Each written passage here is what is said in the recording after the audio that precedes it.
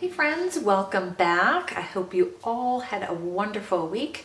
If you're new to my channel, my name is Heidi, and on Sundays I invite you into my kitchen where I make something from scratch, sometimes a little semi-homemade as well. So don't forget to hit that subscribe button below, click the notification bell, also give me a thumbs up if you like these kind of videos, so this way I know to just keep doing them. And today's recipe, I'm actually kind of gearing, I think, this whole theme of peaches into today's recipe as well. So if you've watched some of my beauty favorites, I've been loving some makeup that has a peach kind of scent to it. I've been wanting to do something with peaches in my Scratch Baking Sunday video. So I'm gonna go ahead and do that for you today.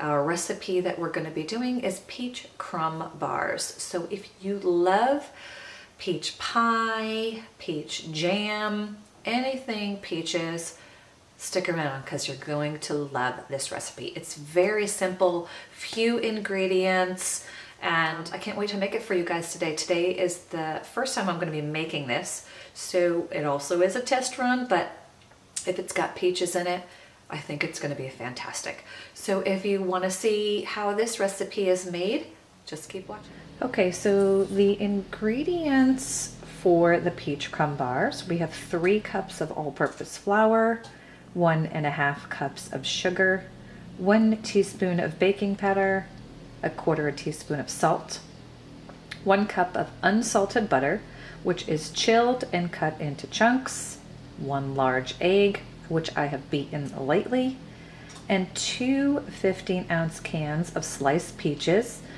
drained and cut up into bite-sized pieces, and 4 teaspoons of cornstarch. So I am preheating the oven to 375 degrees, and now let's go ahead and start the assembly of the peach crumb bars. Okay, so now what we're going to do is combine the flour, the sugar, we do this in a medium bowl, baking powder, and the salt. And we're going to combine this. And then what we're going to do is add the cold butter. Alright, so now I'm going to take the 2 cups of cold cubed butter. And this is where I'm going to use my pastry cutter.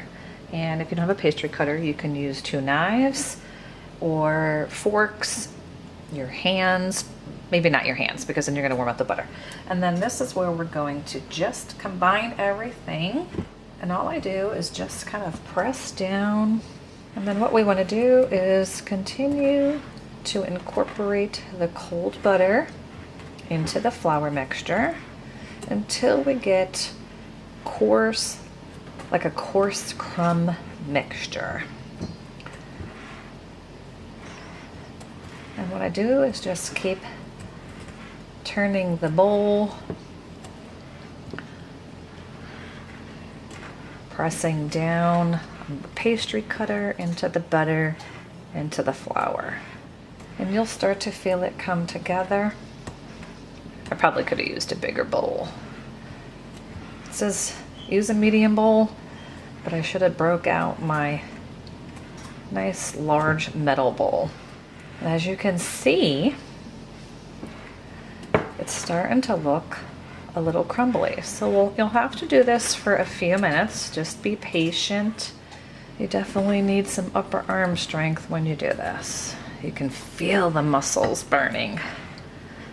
Kind of a good upper arm workout. So just to show you, see how it's looking a little crumbly? That's what you want to see. Okay, so now at this point where our mixture looks like crumbs, what we're going to do is then incorporate the egg, and we're just going to whisk it around.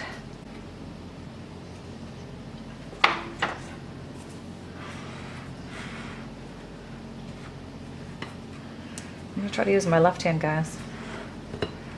I should have done this where I'm able to use my right hand. Whew. And just kind of incorporate the egg in here. You know what I'm going to do? Is it doesn't seem to be incorporating. See, I told you we're going to be doing this together. Here's where I'm going to take a fork and do it that way.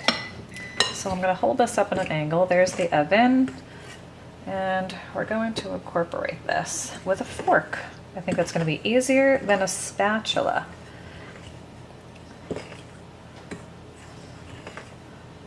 Can you see? I want to make sure I'm holding this right so you can see it. It's still going to be dry, it seems. I'm making a hot mess in this small bowl. But hey, you know what? It's all good. If it tastes good in the end, to me, that's all that really matters. Okay, so now we have a 9x13 pan that I have sprayed with cooking spray. So we are going to take half of the mixture and press it into the bottom of the baking dish. I think I'll just do that with my hands. And spread it around.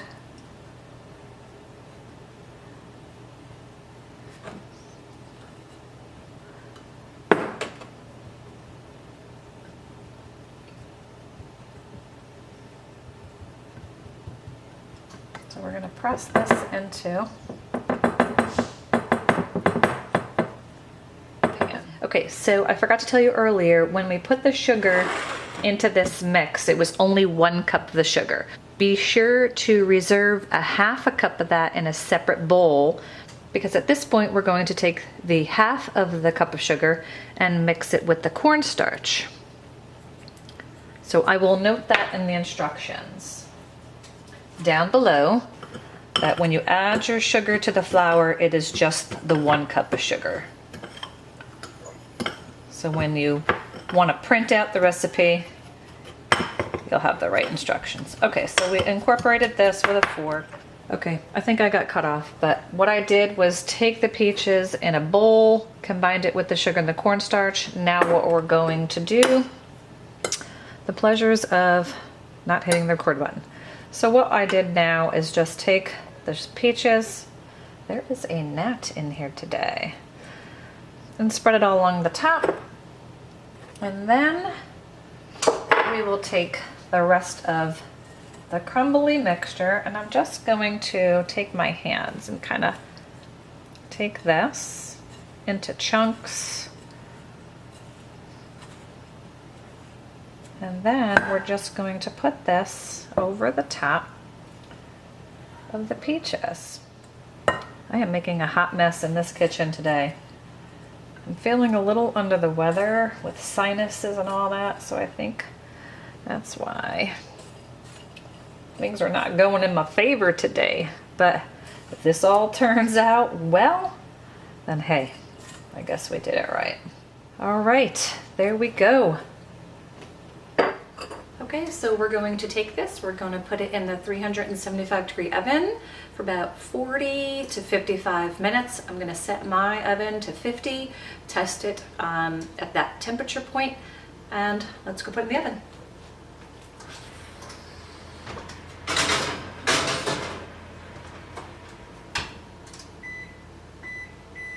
All right, so it is in the oven, and we will be back when the timer is ready. It looks good, guys. I was getting a little worried that it wasn't going to brown on the top, but towards the last, I'd say 10 or 15 minutes, it started to brown. So my oven just beeped, and I'm going to take it out and let it cool. All right, so the crumb bars are done. I have to say I cooked it at 50 minutes. The crust seems to be a little on the dark side. So I think what I'm going to do is when I try this again, I'm going to check it at the 45 minute mark. But it does smell good. You can see some peaches in there.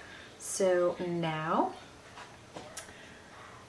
the taste test begins. So there you have it. Look at that. Oh, wow.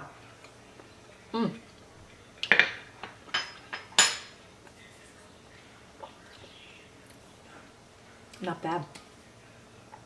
It is so buttery You get the hint of the peaches, the crumb topping.